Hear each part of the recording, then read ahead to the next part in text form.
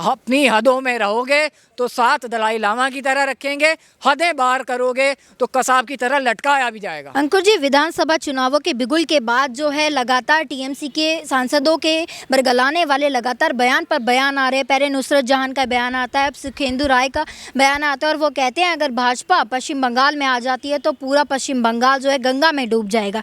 किस तरीके से देखते हैं जो लगातार इन सांसदों के इस तरह से बरगलाने वाले बयान सामने आ रहे हैं? देखिए, आपने सुना होगा कि बकरे की अम्मा कब तक खैर मनाएगी।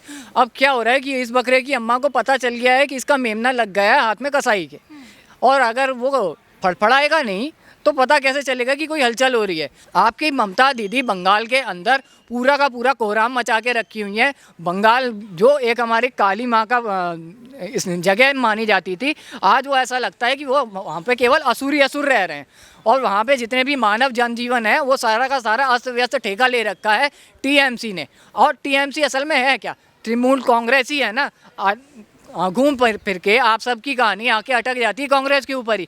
कारण क्या है कि आप लोगों को कांग्रेस से इतना प्यार है? आपको कांग्रेस ने ऐसा दिया क्या है? हमारे देश को तो मैं अगर रिकॉर्ड उठा करके देखूं तो कांग्रेस के पूरे जितने नेता हैं उनमें से शीला दीक्षित के अलावा ऐसा कोई भी नेता नहीं है जिसने वाकई में हमारे देश के लिए कुछ किया हो। चाहे वो नेहरू हो, चाहे वो आपकी सोनिया मैडम हो, किसी ने कुछ किया नहीं है। केवल हमारे देश को लूटने का काम किया है। कोई बुरी से बुरी प्रथा क्यों ना हो, चाहे वो सती प्रथा हो, हमारे को ख़त्म करने में बड़ा आनंद आता है। और ऐसी ही एक बुरी प्रथा बंगाल के अंदर चली आ रही है जिसका नाम है टीएमसी, या ये कह लें ममता बनर्जी। और उस प्रथा को ख़त्म करने का अब सही समय आ चुका है। और अगर आपको इस प्रथा के ख़त्म होने से तकलीफ़ हो रही है तो ये तकलीफ़ आप अपने अंदर तक सीमित रखें, मीडिया में आकर के इस तरीके की उल्टियाँ करना बंद करें। अंकुर जी, अगर बात की जाए तो टीएमसी की बौखलाहट वहीं दिखाई देती जा रही है जब उन्होंने कांग्रेस और वाम दलों को चुनाव के मैदान में साथ आने के लिए कहा, यानी कि इस बार पासा जो है पलट रहा है, टीएमसी खुद से ऑफर कर रही है साथ आने के लिए। जी हाँ, क्योंकि इनको पता है कि इस बार ये इनका जो मदारी और बंदर वाला खेल चल रहा था वो जनता के सामने तो साफ हो चुका। क्यों? इनकी जो ममता दीदी हैं उनको केवल एक विशेष वर्ग से प्रेम है। बाकी सारे वर्ग जितने भी बंगाल में रह रहे हैं उन सब के लिए तो ममता दीदी का एक ही हिसाब किताब है कि अगर तुमने राम नाम लिया तो हम तुमको कटवा देंगे, मरवा देंगे। अगर भाजपा की सरकार वहाँ पे बनती है तो जितने भी बंगाली भाई बहन हमारे वहाँ पे रह रहे हैं, जो इन सब चीज़ों से ग्रस्त हैं, इन सब चीज़ों को झेल चुके हैं, वो अच्छे से जानते हैं कि भाजपा का आना वहाँ पे कितना ज़रूरी है। क्योंकि जो भी हिंदूवादी परंपराएं वहाँ पे हुआ करती थी, चाहे वो दुर्गा पूजन हो, चाहे वो गणेश जी का बैठना हो, यहाँ तक कि एक छोटा सा हनुमान चालीसा का पाठ कर रहा हुआ कोई बंदा अपने घर में, तो उसमें भी आपको दिक्कत हो रही थी। तो मैं आपको ये स्पष्ट रूप से बताना चाहूँगा कि आपका जो बंगाल है वो हिंदुस्तान के जो नक्शे के अंदर ही आता है, वो हिंदुस्तान के नक्शे के बाहर कहीं नहीं है। और अगर हमारे देश के अंदर किसी भी वर्ग के साथ इस तरीके की ज़्यादती की जाएगी तो हिंदुस्तान की जनता का ये फ़र्ज़ बनता है कि जो लोग वहाँ के सीएम के पद पे बैठ के वहाँ पे तानाशाही चला रहे हैं, उनके पांव पकड़ के नीचे खींच के उनको बाकायदा धर पटका जाए धरती पे, ताकि वहाँ पे सही लोगों को बिठाया जा सके। और यही सब घबराहट के चलते अब ये शुभेंदु जी हो गए, चाहे इनसे पहले भी नुसरत जहां ने इसी तरीके का कोई बयान दिया, तो ये सब बयानबाजी आप करते रहिए, आपको करने से कोई रोक नहीं रहा। फ्रीडम ऑफ स्पीच आपका यहाँ पे राइट है हमारे देश के अंदर। फ्रीडम ऑफ एक्शन हमारे देश की जनता का राइट है, वो एक्शन करेगी, उसका रिएक्शन तो ऐसे ही मिल रहा है।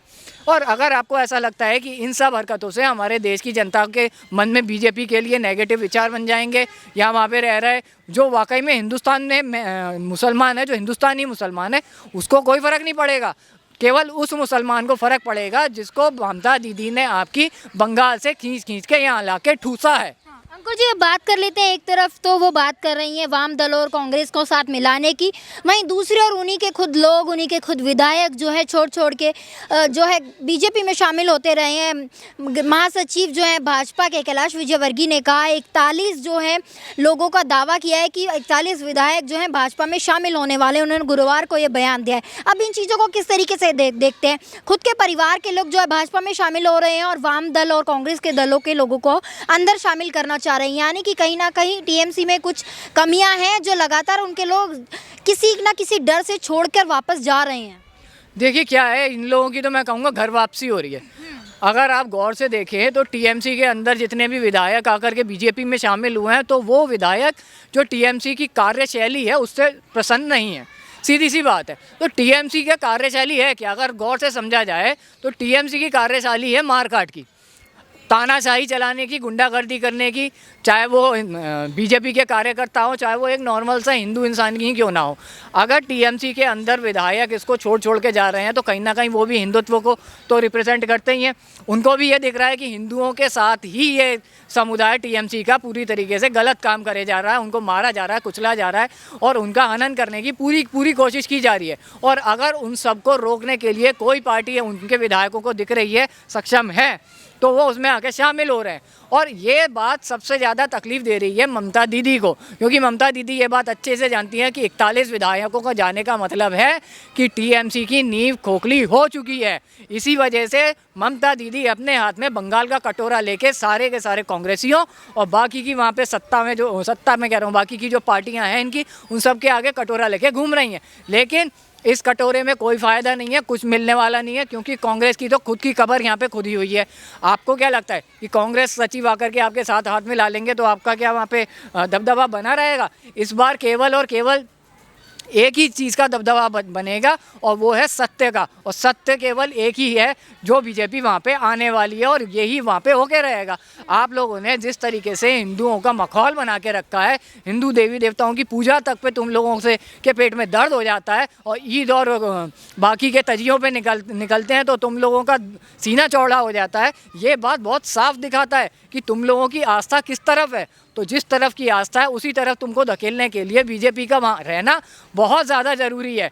हिंदुओं को मुसलमानों के साथ रहने में कभी कोई आपत्ति नहीं हुई है, लेकिन यही जो ठेकेदार हैं, यही ठेकेदार सबसे ज़्यादा खतरनाक रहे हैं और इन ठेकेदारों को बाहर निकालना बहुत ज़रूरी है। जिस तरह से ममता जी की बौखलाहट दिखाई देती नज़र आ रही है, उसी तरह से मैदान जो है गर्माता हुआ भी नज़र आ रहा है। क्या लगता है ये गर्माहट जो है हार की गर्माहट है कि मैदान में जो है गर्मी दिखाई दे रही है? ये हार की घबराहट है, वो घबराहट वहाँ पे गर्माहट का काम नहीं कर रही है।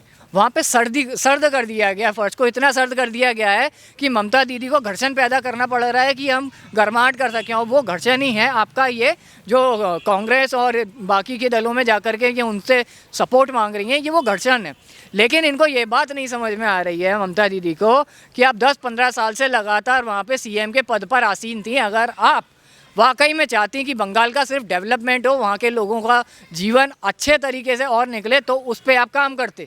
लेकिन आपने काम किस चीज़ पे किया है? आपने काम किया बांग्लादेशियों को, घुसपैठियों को हमारे देश के अंदर घुसा करके अपना वोट बैंक तगड़ा करने की, जिसकी वजह से आज हालत ये हो रखी है कि जो हमारे देश का नॉर्मल मुसलमान था जो 20 रुपये कमा सकता था, आज वो 10 रुपये कमा रहा है, क्योंकि 10 रुपये ममता दीदी ने उस मुसलमान के हाथ से छीन करके इन सारे घुसपैठियों को दे दिया है। और अब बहुत ज़रूरी है कि इन सब घुसपैठियों को लात मार के बाहर निकाला जाए और उसके लिए बीजेपी की सरकार का आना वहाँ पे बहुत ही ज़्यादा ज़रूरी हो गया है। क्योंकि ये लोग जितना मर्जी चिल्लाते रहे कि बीजेपी मुसलमानों के अगेंस्ट है, मुसलमानों के अगेंस्ट बीजेपी कभी नहीं रही है और ना ही कभी रहेगी। बीजेपी का सिर्फ एक ही फंडा है, साथ में विकास करेंगे और सबका विकास करेंगे और देश तोड़ने वालों को देश के बाहर फेंका जाएगा। हर कसाब का एक ही अंत होता है कि उसको फांसी के फंदे पर लटकाया जाता है। और उसी तरीके से जितने भी अलगाववादी वहाँ बैठे हुए हैं, जितने घुसपैठिए यहाँ आ रहे हैं, उनके लिए सीधे सीधे चुनौती दी जा रही है। अपनी हदों में रहोगे तो साथ दलाई लामा की तरह रखेंगे, हदें बाहर करोगे तो कसाब की तरह लटकाया भी जाएगा।